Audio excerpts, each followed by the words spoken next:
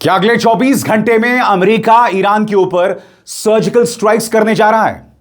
जी हां दोस्तों, अल जजीरा की इस खबर के मुताबिक अमेरिकी सेंट्रल कमांड इस वक्त अमेरिकी राष्ट्रपति डोनाल्ड ट्रंप को लगातार ब्रीफिंग दे रहा है और अगले 24 घंटों में ईरान पर सर्जिकल स्ट्राइक हो सकता है। मगर ईरान ने साफ तौर पर कह दिया है कि ऐसा सोचने की हिमाकत तक मत करना, क्योंकि उसके बाद जो तबाही अमेरिका और उसके इंटरेस्ट में आएगी, खासतौर से खाड़ी देशों में जो अमेरिकन इंटरेस्ट पर जो तबाही आने वाली है, उसकी आप कल्पना भी नहीं कर सकते।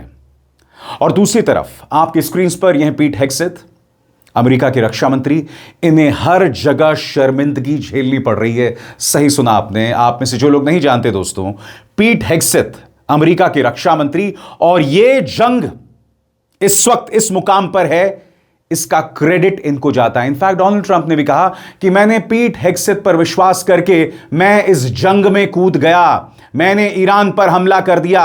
और खास बात यह है, इसी मंच पर मैंने आपको बताया था कि पीट हेग्सेथ से जुड़े उनके रिश्तेदार, उनके इन्वेस्टमेंट्स यानी निवेश था कई डिफेंस फर्म्स में, यानी कि यह जंग आगे बढ़े, परवान पर चढ़े, इसमें पीट हेग्सेथ और उनके रिश्तेदारों का आर्थिक फायदा, फाइनेंशियल फायदा हो रहा था।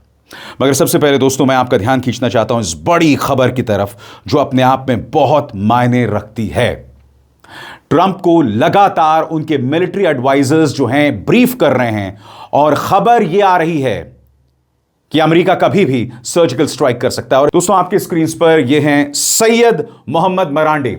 सैयद मोहम्मद मरांडी को आपने अक्सर देखा होगा CNN की डिबेट्स में, अल जजीरा की डिबेट्स में, और इनका बयान आपके स्क्रीन पर। उन्होंने कहा कि अगर डोनाल्ड ट्रंप ने सर्जिकल स्ट्राइक्स किया तो मरांडी साहब के शब्द में the Iranian response would be immediate and devastating, यानी कि जो ईरानी प्रतिक्रिया होगी वो बहुत खतरनाक और तबाही मचाने वाली होगी। मैं एक बात नहीं समझ पा रहा हूं, यह व्यक्ति यानी डोनाल्ड ट्रंप चाहता है कि ईरान बातचीत की मेज पर आए, और उसका क्या समाधान है इनके पास कि ईरान पर सर्जिकल स्ट्राइक कर दो।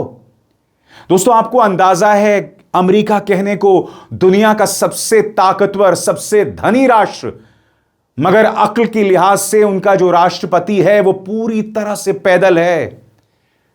यानी कि ईरान को बातचीत की मेज पर तभी लाया जा सकता है जब हम उन पर सर्जिकल स्ट्राइक करें, जबकि ईरान ने कह दिया है कि आइए नाकेबंदी खत्म कर दो, कम से कम उससे हम शुरुआत करें। ईरान ने आगे का रास्ता बता दिया है, मगर ये अमेरिका सुनने को राजी नहीं है।